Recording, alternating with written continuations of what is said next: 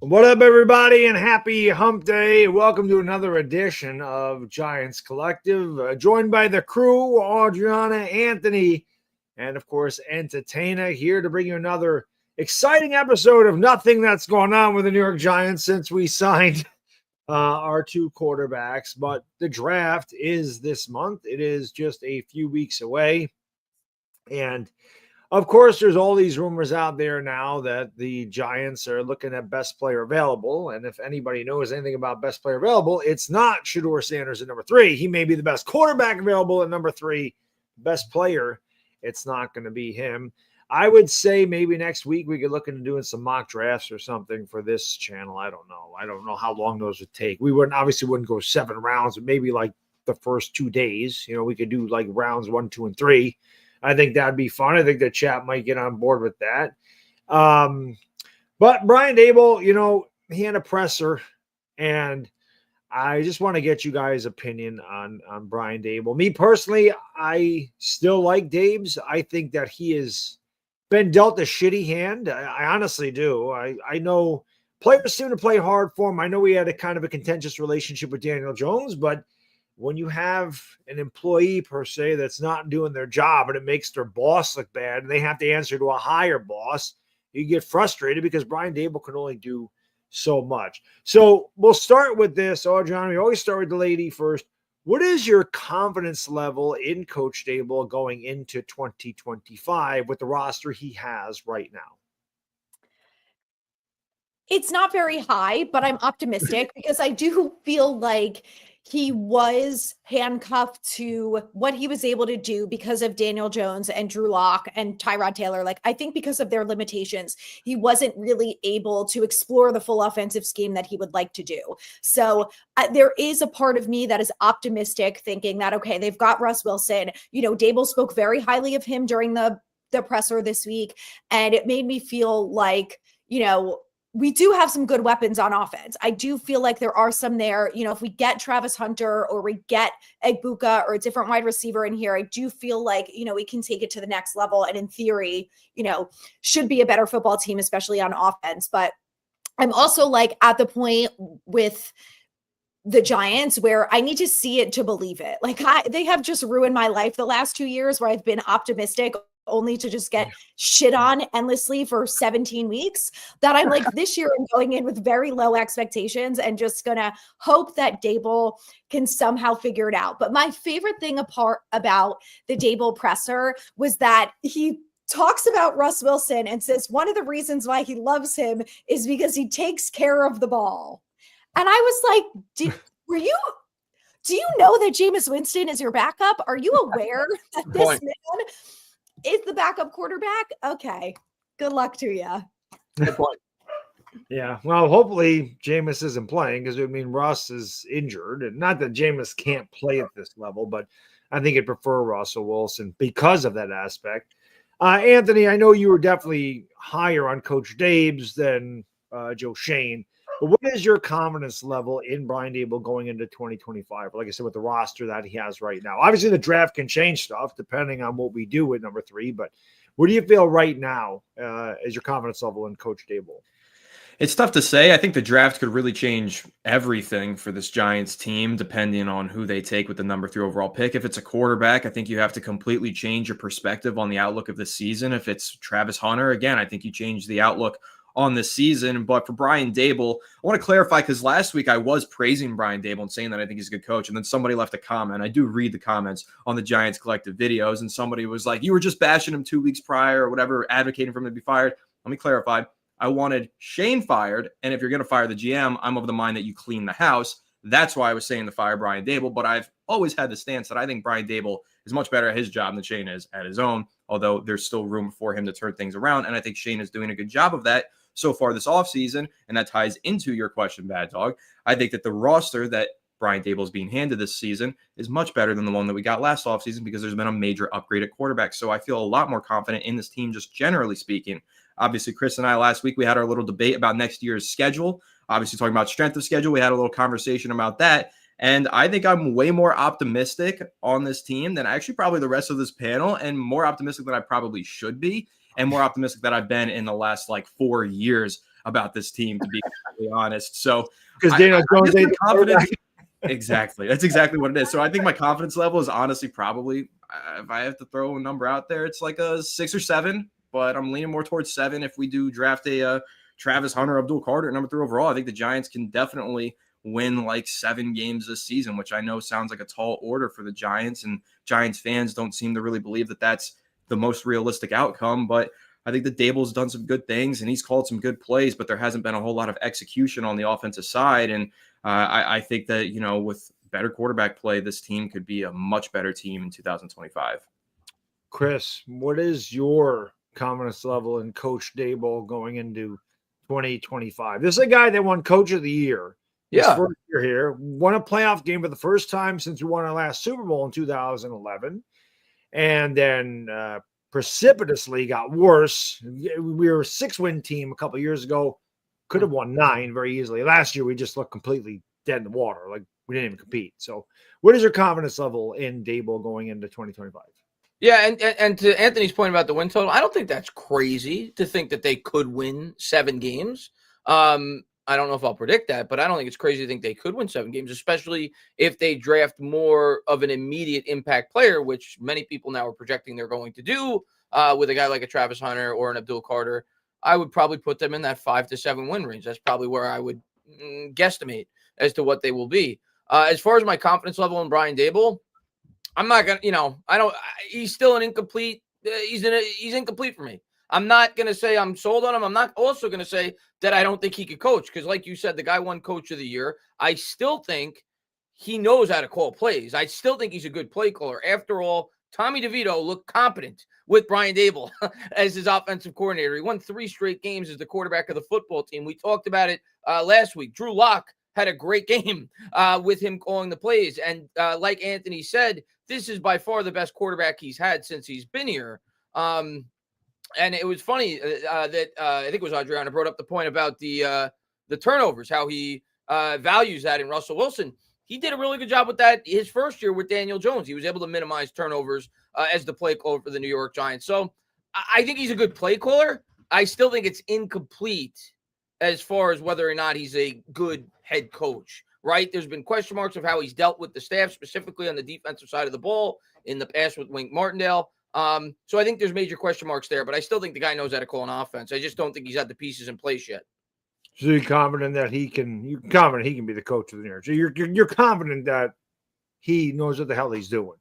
From the offensive side of the ball, I'm not super confident I'm also not saying he's not this. I just don't know. I don't know if he's a great CEO, like a coach. But as an offensive play caller, I think he knows what he's doing. See, I tend to go where Anthony is with this because I do the same thing every year. Like I get into this part of the year. By the end of the year, I'm very dejected. And I'm like, screw this team. This team sucks ass. I'm wasting three hours of my Sunday watching them. I spend another God knows how many hours covering them on YouTube and talking about them and why.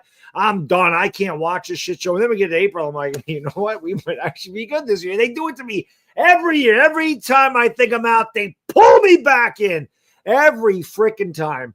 But I do think Daboll can coach. I definitely have confidence in Coach Daboll. The fact that he did win 9 games his first year here with Daniel Jones, with Richie James, with Isaiah Hodgins, who came off the scrap heap at that point, with that roster, he was able to win 9 games. Nobody thought the Giants were going to come close. We started out, 6-1 that year, and then they hit a little bit of a bump in the road. They had some injuries, and they played a little bit tougher opponents, but then we went into Minnesota, and people can talk about how bad the Minnesota defense was, and that's fine, but it's still tough to win road playoff games.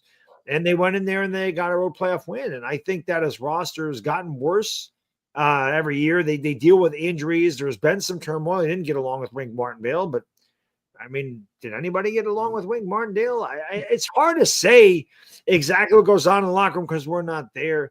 But as far as head coach goes, I've always thought Daboll could do it. And I do think that with a guy like Russell Wilson, he will have a more extensive playbook. I think he's going to be able to do more. I think Daniel Jones, like Anthony said, I think it limited Brian Daboll and what he could do. I think Daboll limited his plays in 2022. It worked. Defenses adjusted in 2023. They put more on Daniel Jones's plate and he couldn't handle it. I don't think that's on Brian Daboll. I think that was on the talent that he had to work with. So I thought Tyrod Taylor looked better than Daniel Jones did when Tyrod Taylor played. He did. So I think that Brian Daboll, I think he's a good coach. I hope it translates on the field. And also to Anthony's point, I think it really depends on what the Giants do in the draft. If they go out and they take Shedeur Sanders, I'm not going to sit here and be mad about it. I'd be happy with Shedeur Sanders without question, but he's not a guy that's going to make an immediate impact. You bring in a Travis Hunter from day one, that guy's going to make an impact perhaps on both sides of the football. Because like I mentioned, I think it was last week, you're kind of getting 2 players for the price of one, because if he fails on one side of the ball, you can try him on the other, and he's going to succeed someplace. He's too good not to, you would think. And now you got a guy that can actually get him the ball down the field. So, yeah, maybe I'm talking myself into being optimistic and being like, yeah, I'm looking forward to it. And then when we're doing this show in the middle of October, we're like, yep, they got me again. They got me, and his team sucks. Right? I think I agree with you guys. Like, I don't want to give off the feeling that I think that this team is going to be complete ass next year, especially if they drafted it. I just am of the mindset that if you have a 1-year deal with Russell Wilson and he's 36 years old and the team wins 6 games and you're in the middle of the pack, I don't know how much I am excited for the future for that. But for this year, I don't think they're going to be an embarrassment of a football team. I think they've made some good offseason moves. I don't think it's crazy to think this team can win 7 games at all. Yeah, someone tried to tell me they're going to win 2 games and have the first overall pick next year. And I was like, look, I can be as negative as they come. But come on, you have to be a little bit realistic in the sense that this team won 3 games last year, okay? Which no one expected. I think even if you were a pessimistic Giants fan going into last season, you thought maybe they were going to win 5 games. But I don't really think there was anyone who thought that they were going to win 3 games last year. And the upgrades that they made this offseason already are better, and the roster is in a better shape than it was at this time last year. Plus, now you have 8 picks in the draft, which is 2 more than you had last year. And if Joe Schoen gets it right, which hopefully he will at least for 50% of them, then you're looking at least 4 guys who are going to come in ideally week 1, week 2, week 3 and make an impact on this football game. And I understand that they have a hard schedule, but we've all talked about this before. You never know what's going to happen. You can play a team week 2 if you're playing the Chiefs and Patrick Mahomes and Travis Kelce are injured. you don't think we have a chance at winning that game. I don't think we're going to light them up, but you never know. I just think the way that the NFL is and how everything changes week to week, especially with injuries so drastically, you can't just look at the schedule and be like, oh, well, based on these things, the team's going to win 2 games. Like, it's not really that simple. I think you're fair to be negative and pessimistic about that team. I am right there with you, but I am also going to be that fan that if Russ Wilson throws a touchdown to Malik Neighbors for a 50-yarder during training camp, you bet your ass I'm going to be like, this team's going to win 8 games. We're going to be so much better. But I don't know. I just think to be like, they're going to be that bad right now when they have a better team on paper. So in theory, all right, we have to see it with our own 2 eyes on the field, but I think there's got to be like a little bit of optimism, right? That we're going to be a better team this year. And maybe it doesn't mean that we're going to get 12 wins, which no one thinks. But I think it's fair to say that at least we're going to see progress on both sides of the ball. And if that only amounts to 7 wins, then so be it. It's better than last year.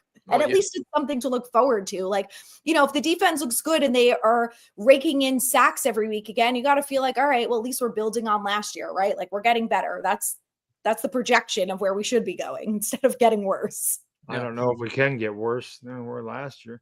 But speaking of being optimistic and speaking of where the Giants going to finish, big shout out to BetUS TV. You can check them out on YouTube. They have a great channel going over there. You can take a look at all your odds for all games and everything else. You can take a look at your odds and decide what you want to do. They have a lot of props. They have all the information you want at BetUS TV. And as you can see over here, I love the reaction of the panel as we take as we take a look at the panel over here.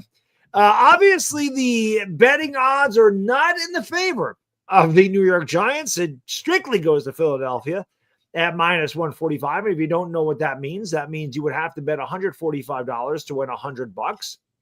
So obviously the Eagles are, and they should be, the favorite. The second betting favorite are the Commanders, who had a great year last year at +185.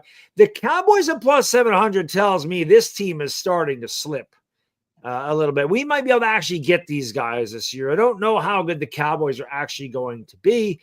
And then bringing up the rear by a lot are the New York Giants. But hell, if you think the Giants are going to surprise a ton of people and maybe the Eagles have a Super Bowl hangover in Washington, people catch up to what Jaden Daniels did. You want to put $100 on the Giants? You do that, you win $3,000. That's the way that works. But as you can see, the betting odds are not in our favor to win the NFC East this year. And those would be long Super Bowl odds. Yeah, I just love the reaction. I brought that graphic. I'm not. That's crazy. That's crazy. Well, I will say this. I still think over the last 20 years, there hasn't been a repeat winner of the NFC East. Is that right? I think it's been since like 2005. So if you're going based on historical trends, we've got a chance. We got if you want to break it down that way, we got a 1-in-3 shot, Anthony. Now you're starting to put some optimism on the show. Right. That's why actually, if I were using those odds, I would probably bet on the Commanders. I think that's good value at +185, knowing the history of the division. It is, but you never. I mean, I don't know. The Commanders are going to be very interesting this year to see how Jaden Daniels does his sophomore year, because usually quarterbacks have a bit of a sophomore slump, but defenses get filmed. They have a whole off season to adjust to what these guys do. It'll be interesting to see. Stroud took a step backwards last year. They were just terrible. He certainly wasn't as good as he was his rookie year. It happened to Dak Prescott in 2007. It happens, frequently. But Jaden Daniels is a pretty damn good athlete. So that might not be a bad bet. We're talking about the draft, Anthony. Who do you? I'm just going to do. I'm going to go around the thing. Who do you want the Giants to draft at 3? Who, if you could pick a guy, we're going to say Cam Ward's off the board because I know I know that's your answer. It'd be mine too. Okay, I understand that, but Cam Ward is probably not going to be there. So let's assume Ward is taken by the Titans. Who do you want the Giants to take at 3? Right now, I think I want Travis Hunter. I think that's my guy.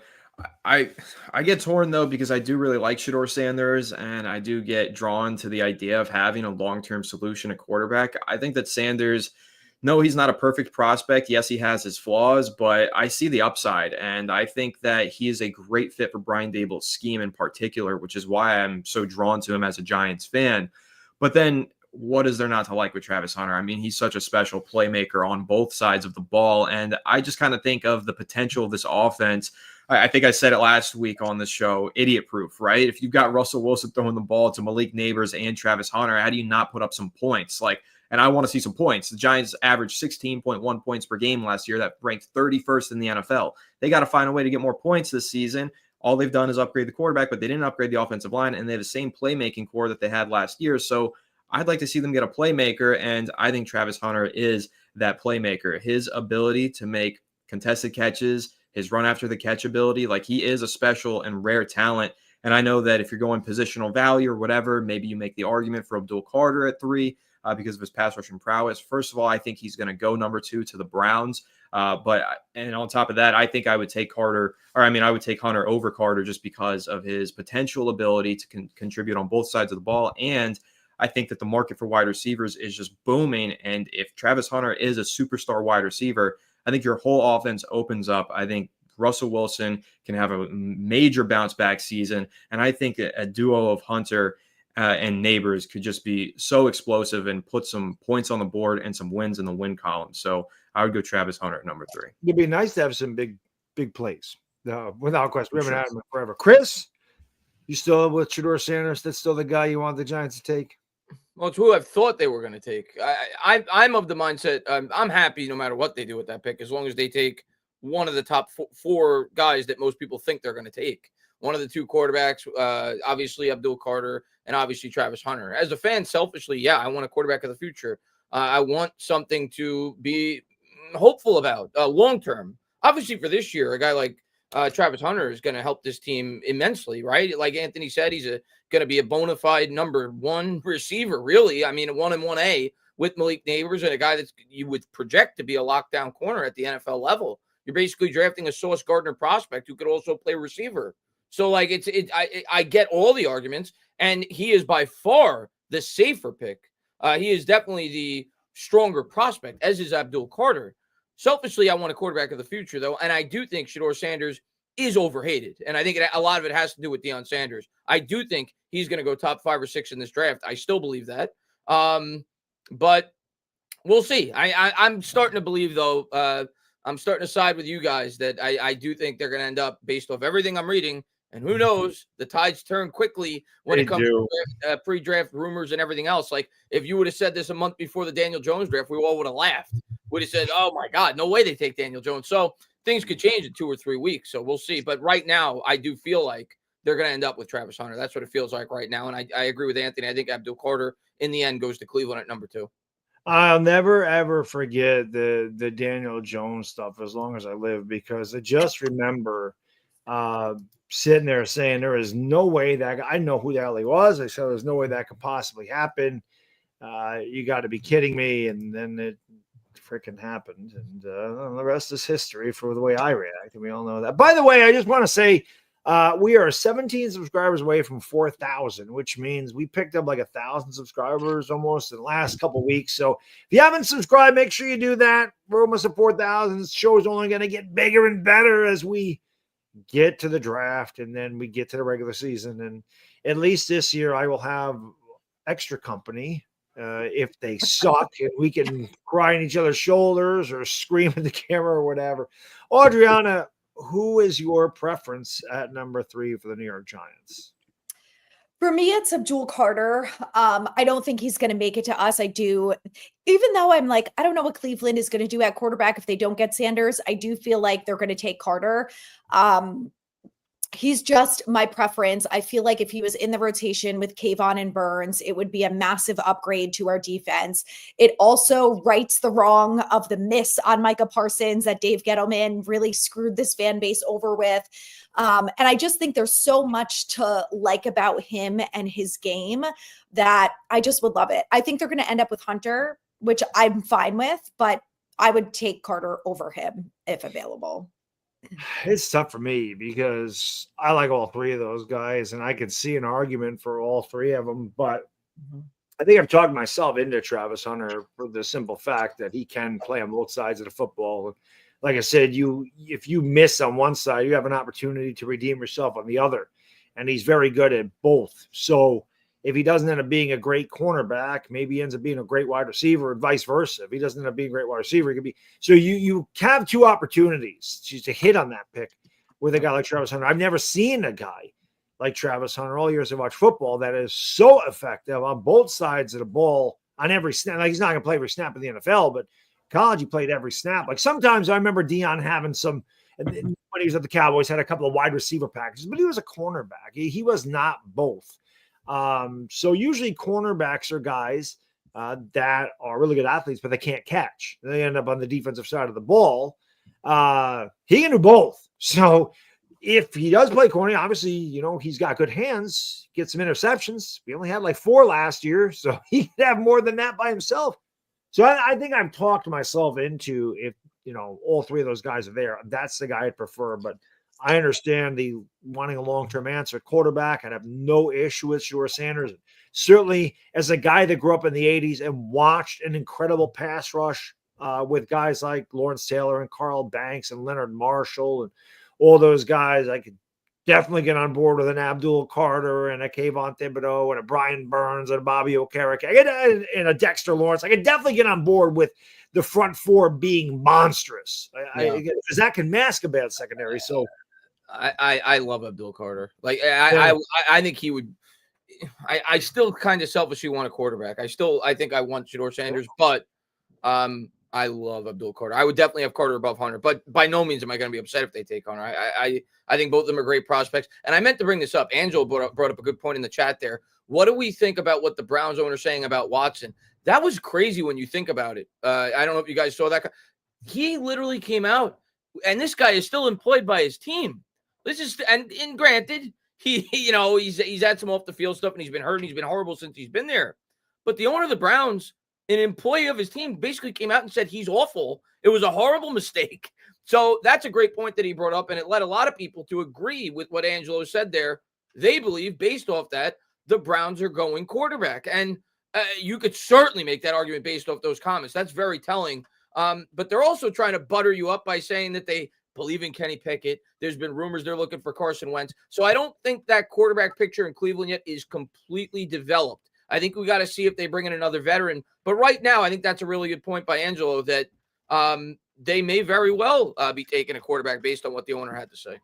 I saw a rumor, and again, these are stupid rumors, and I don't remember where it came from, so it definitely probably isn't respectable or whatever, because I can make rumors for crying out loud. We know YouTube content creators do that, just come out with giant signs. So we know that how this works. I've been on YouTube a long time. I know how it works. I know how to get the clicks. I understand that. So I saw a rumor that the Browns were interested in Dak Prescott. Now, what I thought to myself is this: that'll never happen, number one. But just for shits and giggles, say that did happen. The Browns said, give us Dak. You can have the number 2 pick, and then whatever else he would give him. Shedeur Sanders to Dallas? 100%. To Dallas? 100%. What's that? 100%. Right? 100%. I think if Dallas got the 2, they would do that. But 100%, the Browns would never give up the number 2. I can't see them doing that either. No. But I don't know where that rumor came from that the Browns are interested in Dak Prescott. And then I'm like, well, if they actually did that, then Shedeur and Deion probably end up in Dallas. And then that actually kind of makes sense. Maybe that's what the article was about, because I didn't actually read it.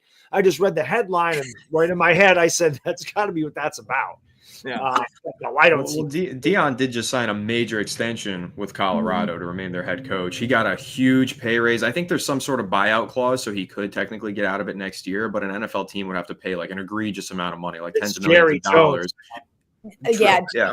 Jerry would do it. But I think it knocks him off the list for the Giants. I don't think they would pay up. Yeah, no, I can't see him being. He got like $10 million a year, didn't he, Deion? He got a big contract. He was more than that. Yeah, he got a big contract. That's pretty funny. But again, to the point of Cleveland needing a quarterback, I really do think this is why Joe Schoen got the 2 quarterbacks he got, because there's no guarantee that either one of those guys is going to be there. And if both of those quarterbacks went 1 and 2, and he was sitting there with just Jameis Winston and Tommy DeVito banking on the fact that Shedeur Sanders is going to fall to 3, and he wasn't there, then he would lose his job, because that's what the hell are you going to do? Yeah. So and this was that's a great point, Bad Dog, and it's why I haven't ruled out the possibility of taking Shedeur. Like, you could certainly argue that they picked up Russell Wilson as insurance in case Shedeur doesn't get there. So it's a guessing game right now. It definitely is, and that's what we're going to have for the next 3 weeks until we get to that fateful evening. We call it NFL Christmas, is what we call it, because that is exactly what it is. Let's get to some of your comments. You always appreciate all the support. Again, if you haven't done it, make sure you guys subscribe. I'm going to check the total. We are 39.82, so we're still 20 away. So if you haven't subscribed, make sure you guys subscribe and all that good stuff. Appreciate you being here. Jay Jan, thank you. What second round guards do you think we're looking at? Anybody? I haven't got that far, so I can't answer that question. I'll throw one out there. Gray Zabel, who was a guy that stuck out a lot during the Senior Bowl. He's had a really good offseason between the combine and things like that. I'm not sure that he's going to make it to the second round. I do think there is a possibility, though, that he could be there at 34. He does have tackle experience, but it wasn't really his strong suit in college. So I like the idea of someone like that. Maybe him and Evan Neal battle it out for the backup, either left or right guard role. I'll throw another. Tyler Booker from Alabama. I remember I read that he's kind of being mocked in that mid-second round area. I still think the Giants are going defensive tackle with that pick, because that's everything you hear. That's the biggest strength of this draft, and it's still a need for the Giants because they've been so bad against the run. But if they're going guard, yeah, those are a few of the names. Booker's another one that I've seen in that area for the Giants. I don't know a whole lot about him, but he's from Alabama. He's a guard, so I've seen him too. Defensive tackle makes sense, because when Leonard Williams was there, you couldn't really double team Dex. You see when Dex gets double triple team, it don't matter. Can you imagine if you had another force next to him? What Dexter Lawrence could be, which is why Abdul Carter was a Giant. That's why you see a lot of Giants fans on Twitter excited about the possibility of getting Mason Graham, even though it's never going to happen. Right. But you think about a strong interior with a partner in crime next to Dexter Lawrence. That's exciting. The only way that would happen is if they traded back. And, that's another thing. You think about Cleveland, it's very possible that the Raiders jump up there and say, we want Shedeur Sanders, and they offer Cleveland a bag. And Cleveland says, all right, we're going to drop back and we'll take Mason Graham at 6 or whoever if they don't love one of these quarterbacks. So who knows? Did you hear Pete Carroll saying that they were working on an extension with Geno? So the only reason I bring that up is because I think it would be less likely that they would trade up to get a quarterback if they are really working on extending Geno, and maybe they, would be willing to take a different quarterback later, like a Milroe type. But we will see. We'll see. The other thing about what really made me think about, and I know I've mentioned this a couple times, and I actually did a video about this yesterday. The reason I really think that they're off ashore is just because of not because of Wilson and not because of Jameis, because of what they offered Stafford. Like, to me, offering a trade where you're giving up assets and you're going to pay the guy $100 million, you're not doing that. Yeah, for him to be a bridge. You're doing that for him to be your quarterback. So to me, that was the first sign that maybe they really don't love Shedeur at 3 as much as they let up. And people are like, well, he goes to Colorado. Yes, but Travis Hunter played there too. They could be scouting Travis Hunter this whole time. Yeah. Who the hell knows? That's true. Fair. Sam, thank you so much. Appreciate you. Hi, everyone. I'm going to get this right. Long-time Fireside Giants, first-time Giants Collective. Come on, baby. I saw that early, and I had to think it in my head the whole time until I got to it. I figured it out. Well, welcome aboard, Sam. We appreciate you watching, and Anthony's great, so we love that you came over. We appreciate you guys, and appreciate you, Sam. Long-time Fireside Giants viewer here, one of the OGs. So, Sam, really great to see you over here on Giants Collective. Awesome. Appreciate you, Sam. Thank you, brother. Jason, thank you. He says, NFL's year to year, like I always say. Who's to say we can't win 7 to 10 games? I know it's popular amongst Giants fans to be a negative Nancy. It's okay to be optimistic before every season. Go G-Men. Who wants to start with that? I completely agree with Jason. Like, sometimes I find it hard because I've been beaten down, especially having to talk about this team for 6-7 years on YouTube. I find it hard to go into the season optimistic, but I will never fault the Giants fan for being a quote unquote homer. I applaud those fans. I love fans that are overly optimistic. I think it's great. So I love fans like you, Jason, if you want to go into the year thinking they could win 10 games. And that's what's great about the NFL. You don't know, and that's why we all watch. It's completely unpredictable year to year. Nobody thought the Giants were going to make the playoffs in 2022. I don't think anybody on this panel thought the Giants were going to make the playoffs in 2022 going into that season. So you never know. I'm not ruling anything out. It's the NFL. I'll rule out a Super Bowl, but I'm not going to rule out the possibility that the Giants could potentially compete to make the playoffs. It's possible. It's not likely, but it's possible. So I love optimistic fans. So I'm never going to rail against you guys at all. I'm an optimistic fan for the most part. I'm just beaten down. Yeah, I feel the same way as Chris. Like every year I've gone into the season and been optimistic and hopeful with all of the moves that they made. And right now I'm on the fence, and it's mostly because they kept everyone. I think if they had made some sort of change, if we had a new defensive coordinator, offensive coordinator, coach, someone, I would be like, okay, yes, I'm excited about this. But I like the moves that they made. I hope that they have a good draft. By the time, like I said, training camps comes around, Russ Wilson throws a bomb to Malik Neighbors, I will be absolutely thrilled. But the last couple years, I've gone into the season excited, and every week I'm just like, I just feel like I've been beaten with a stick for like week after week. So this year I'm like, maybe I just have to temper my expectations and go in thinking they won't be as great. So then if they're good or above average, then I'll be like really excited. Yeah. See, this is refreshing for me because last year I was so apathetic and I was so negative and I was so certain we were winning a maximum of 5 games. But this year I'm like, it's a minimum of 5 games. I actually feel optimistic for once. So it's like a breath of fresh air for me. And it really all is about the quarterback position. So I'm excited to watch Russell Wilson play. I've been a Russell Wilson fan forever. I've always loved watching him play. And the fact that he's wearing Giants blue and number 3, we didn't mention that yet. He's wearing 3. Tay Banks is taking number 2. I think that's pretty exciting. But I'll be getting my number 3 Russell Wilson jersey. You can bet that. Yeah. If Sanders comes to the Giants, Tay Banks is going to get paid a lot. That's right. Or they're going to duke it out. Yeah, that's true. That's true. Yeah, I'm with. Listen. I love when people are like, you're so negative, and we're talking about when I, talk shit about the team when they're 2-9. I'm like, well, what do you want me to say at that point? We're 2-9.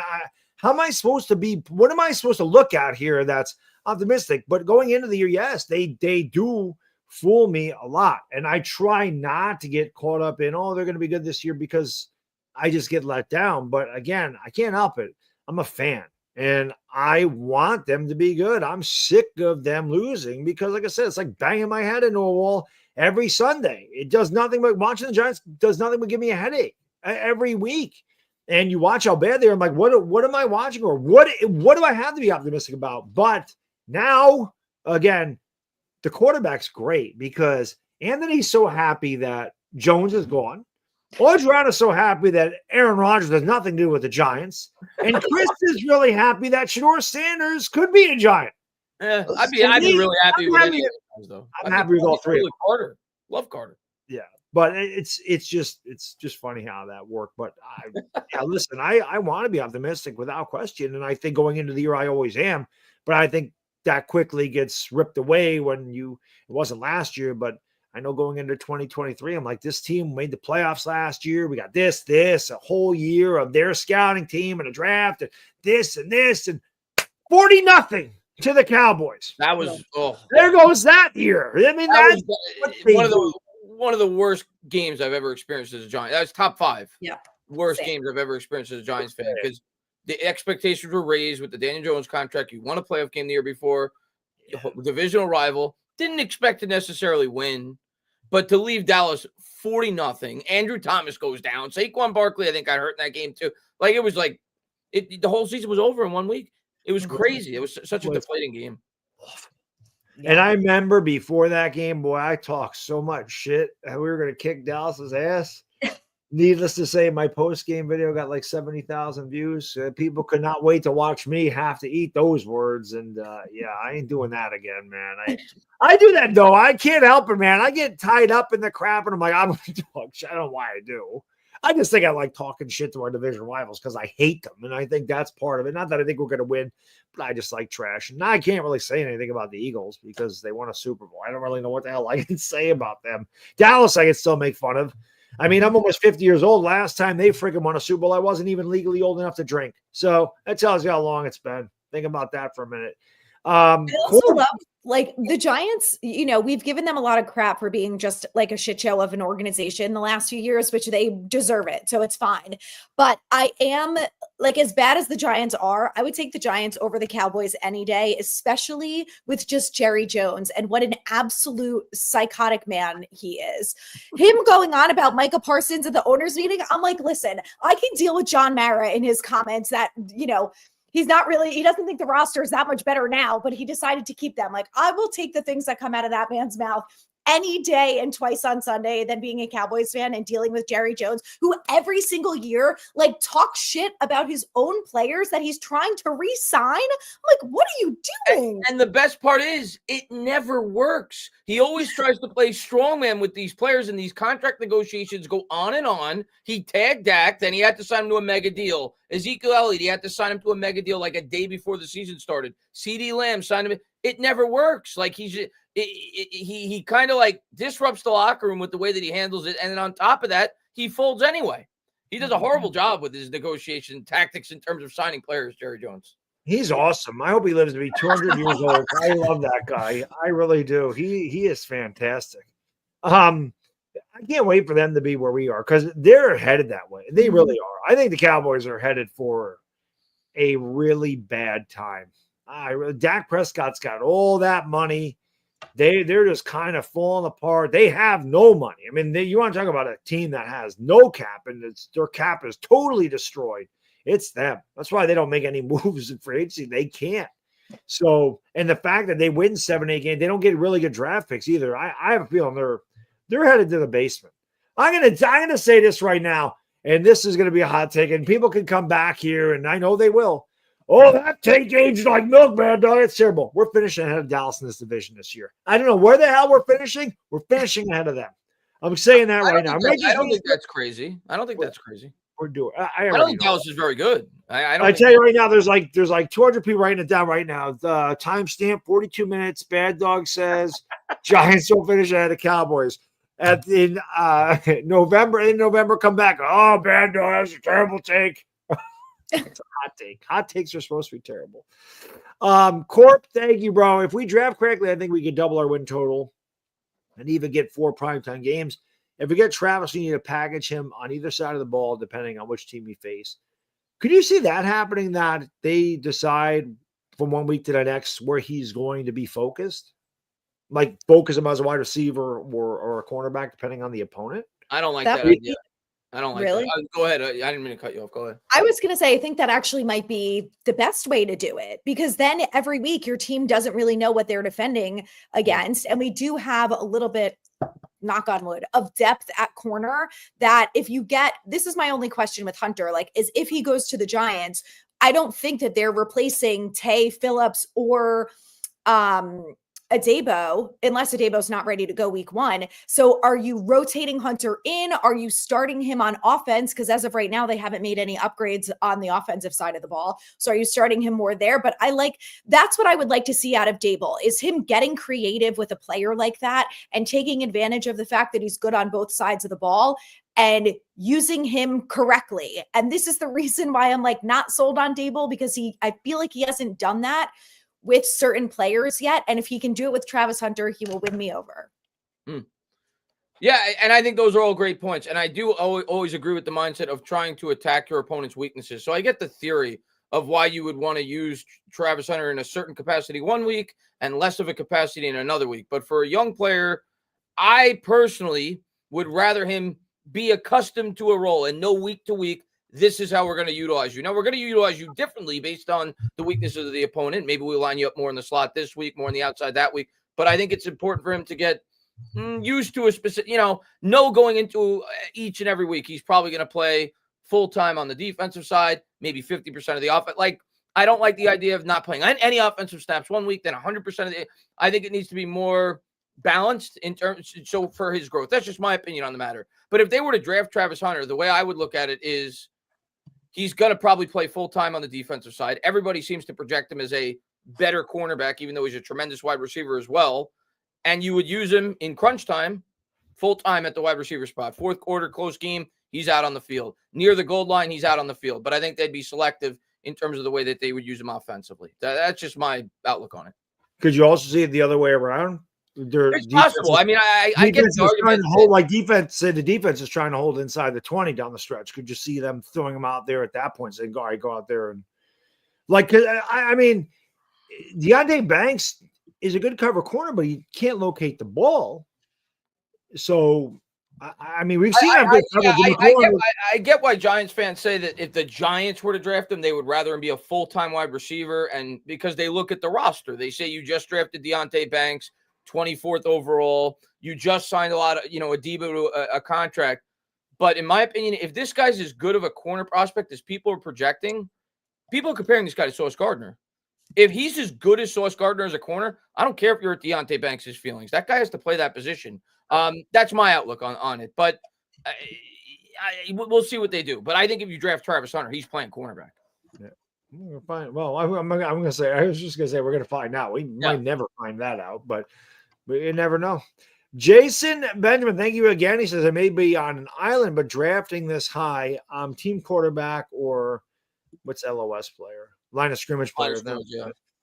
Travis is talented, but a quarterback or line of scrimmage player can really change our fortune, in my opinion. Technically, wide receivers play in the line of scrimmage, as do corners.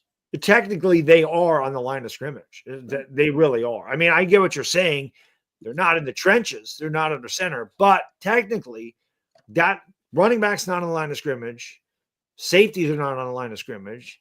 But technically, they are on the line of scrimmage. So, but I see what you're saying. I mean, there's nothing wrong with Abdul Carter. I love Abdul Carter. But I don't know. We'll see. Like I said, for me, the fact that Travis Hunter can do both, you have an opportunity. If you miss one way, you can fix it the other. That's why I like him. We'll see. We'll see. It's going to be one of those three guys. I think we can narrow it down to Sanders, Carter, or he's definitely a unique prospect. I don't think there's ever, at least in my lifetime, there hasn't been a prospect like him in the draft in terms of that you have even that as an option. Like you said, if he struggles as a corner, he is completely capable of being a full-time wide receiver. We've seen versatile players, Deion Sanders being one of them, but not a prospect like this coming into the pros. Not in my lifetime. Well, I'll say, right, isn't Sanders Pro Day Friday? Shador, yeah, it's coming up. I know that. Yeah, it's Friday, right? Yeah, Friday. We'll have something to talk about Friday night because we'll be able to see how his pro day goes. Yeah, except Daboll's not going because Daboll prefers the personal, private. He didn't go to Cam Ward's pro day either, right? Daboll. I don't think so. I think Shane was there. Shane was there. Yeah. Yeah.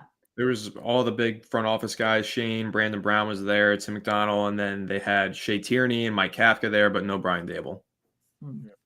Weird. Maybe he's superstitious. Who knows? I don't know. I don't know what it is.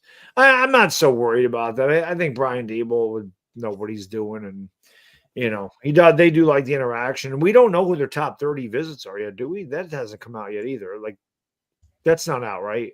Not that I know of. I have a few of them. Yeah. But we won't get like a list. It's kind of like it leaks out like, oh, they had a top 30 visit with this guy and then some reporters. We usually don't get the full 30 list unless it all leaks out, but it probably won't. I saw that they had a Zoom meeting with somebody recently, some like center. It was a 7th round projected I've never heard of or something. Is it the long one? I just read that. Yeah. I just read that article before we went. Yeah, I don't even know who that is. So I think that might count as one of their visits. But again, we won't get like a list. We'll just get like random here and there. Oh, they had a visit with this person, that person. But if it's a quarterback, we'll probably hear about it. And I think it's safe to assume they'll definitely have one with Shador.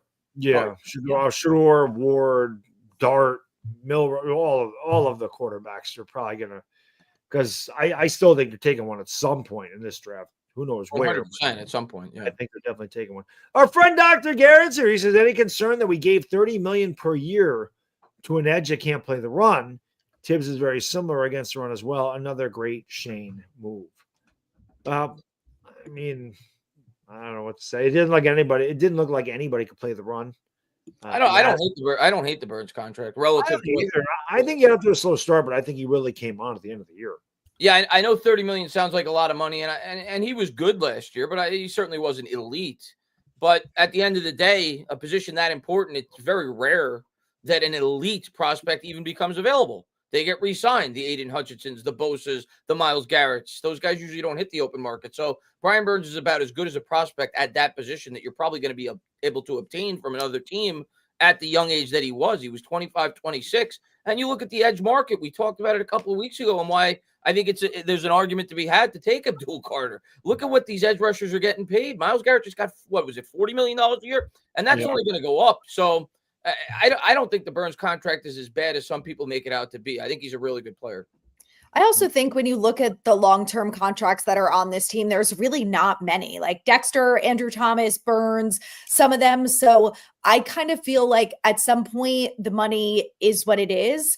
I think we all agree we would like to see more from Brian Burns. I'm curious to see if we get that this year. But we saw what Myles Garrett and these guys are getting. So I think if him, Andrew Thomas, and Dexter, and a few others have bigger contracts, although Dexter Lawrence, it's a good thing that Joe Shane signed him and Thomas when they did, because those contracts only went up too. So that's the best move he's made. That's the best move Joe Shane's made since he's been here, extending Dexter Lawrence when he did. Yeah. So if Burns is like the biggest one that's on the books right now, I'm like, maybe this year he'll be better. I hope. Yeah, I actually thought Brian Burns was pretty good against the run last year. I don't think he struggled. I think he held his own, and I thought he had some pretty solid plays there. And the 30 million per season, I think the cap hits are going to go up because I think inevitably they're going to need to restructure that contract at some point. In fact, probably this offseason. The Giants are technically in the red right now. They have negative $4.5 million in effective cap space. That's taken into account their rookie draft class. So it's no longer they could restructure a contract. They now have to restructure a contract, which they will do prior to signing their rookies in August. And I think that will be Burns, because if you look at his deal, the cap hits are in the low 30s for the remainder. And if you elevate that with the way that the edge market is moving, it's going to look like a steal, even if it is 35 5 years from now. So I think that he has a pretty solid contract attached to him. My only point of contention with the contract last year was that 30 million could have paid for Saquon Barkley and Xavier McKinney combined. And I was in the house of retaining those guys, or retaining your in-house talent. So that was the camp that I was in. But here we are a year removed, and everything else that's changed. Now we have Javon Holland, we have Tyrone Tracy. I like the Brian Burns contract. I'm happy to have him. I think he's a really good and impactful player, and still ascending, which is important. Yeah. And again, a year under Bowen's system, I think that Burns started off very slowly and he got much better at the end of the year. So hopefully, understanding the system and being familiar with it, he can have an immediate impact. And again, if the Giants draft Abdul Carter, well, that should make everybody in that. And also he didn't have Dexter Lawrence in that lineup for almost half the season. He got hurt. Kayvon Thibodeau was hurt for a large portion of the year, so that didn't help his production either. I still think Brian Burns is a very good football player. Yeah, Spider. Yeah. Spider. Corp. Thank you so much, brother. Bold prediction: New York Giants finish 2 in the division as best case scenario, and worst case scenario, you finish 3rd. Sorry, not sorry. Dallas will be the still. See, all right. I did not read that before I said that, so we're on the same page. I like it, Corp. I'm with you. I think we're finishing ahead of Dallas. I applaud you, Corp. I can't say that I agree with that being the worst case scenario. The worst case scenario is we go like 1-16 and fans riot at the stadium, which I don't expect. And we see then we'll get Arch and everybody be happy, Chris. We'll see. We see planes going over the stadium by week 8, and that to me is what I envision as the worst case scenario. Not that I'm predicting that, but I love your optimism, and I hope you're right. The plane will say draft Arch. I don't know how many times I got to hear about Arch. We're going to hear about it until he enters the draft and goes to another team, which he did now. Goes to Dallas. That's going to happen. He's going to be in the Cowboy. Watch. I mean, he plays for Texas. It only makes sense, right? It's crazy. But I do. I think that we're gonna finish out of Dallas this year. Call me crazy. I've been called worse. Doctor, and to the complete opposite end of the spectrum, Dr. Garrett, thank you. I'm expecting 3 wins to avoid disappointment. So there you go. One I'm guy kind of in the middle. I'm kind of in the middle of our last two super chats. I'm not quite where you are with the Corp said, like where he's probably projecting a bare minimum 8 wins. If he thinks at worst we're going to finish third in the division, but I'm also not where you are, Dr. Garrett, where I think it's doom and gloom and only 3. I'm more in the middle. I definitely hope it's not 3. I don't think I can take another 3-win season. I just don't think I can take it. I really don't. A silver lining, though, if they go 3-14, everyone gets fired. We probably have the first or second pick in the draft, can get whoever we want. I said Arch. So would it be the worst thing? No, to be honest with you, I will never root for that before a season starts. Mm-hmm. That's why I'm not like as excited as Anthony is, even though I don't disagree with his assessment. I do think this is a 6 or 7 win team, but my mindset is for the following year, what does 6 or 7 wins do with Russell Wilson? He's a free agent the following year anyway. He's 36 years old. Are you really going to be super excited to extend him at 37 off a 6-win season? So I almost would prefer a 3-win season to a 6-win season because it would open up the possibility, like you said, to have a better opportunity at quarterback. But what if they get a quarterback later in the draft? What if they take Well, I got to see how the draft plays out first. I know, but I'm just, I'm just playing devil's advocate. Maybe they move on. I mean, what do you think about, say, just again, shooting it out there, whoever wants to start. What do you think it takes to go? Pittsburgh's drafting 20th? Is that what it is? 21st. 21st. Say the Saints don't take a quarterback. What does it take to go from 34 to 20 if they wanted to try to get Jackson Dart? 2 months. Yes. How much do you think it costs? I mean, I'd have to look at the points chart, but from 34 to 20, obviously pick 34. And then it's going to be a future first, no? I would think. I would guess. I think a future second. I would say a second and another day 2 pick, probably. A future second and maybe one of your 3rd round picks this year. Would you do it? Second. Yeah. Would you do it? I mean, if you really like the quarterback, I guess you do. But I go back to what I said last week. If you believe in Jackson Dart enough to give up that kind of draft capital to jump from 34 to 19 or 20, why not just like him enough to take him at 3? Because or trade back to 9. Yeah. That's what I would do if they're really sold on Dart, which I hope to God that they're not. I would trade back from 3 to like 9 or 10. Then at least you've got another 1st round pick, or you've got something else for it, and you still get Dart.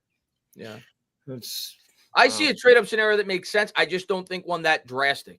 I think from 34 to 29, 30, you're not giving up too much. You get that 5th-year option on the quarterback. That to me is more likely than a 34 to 20 jump where you have to give up significant draft capital. Yeah, the only reason I say that is because maybe they don't plan on Jackson Dart getting that far down the draft board. Yeah. They just say, we want Travis Hunter, we want Abdul Carter, whoever it is at number 3. We don't want to take Sanders at 3, or maybe Sanders isn't even there at 3. And then they say, well, listen, Dart's kind of slipped back here. Let's talk to whoever's picking 19 and see if we can go up and get him because we think Pittsburgh is going to take. Of course, then again, we don't know. Maybe Aaron Rodgers signs with the Steelers. And I'm laughing at what Steven said. I'm not saying I want Dart at 3, Steven. Don't get it twisted. He says, no way Dart at 3. I'd rather smoke crack, as would I. As I've said several times, if they take Jackson Dart, I'll be smoking crack and I'll break my computer on live stream.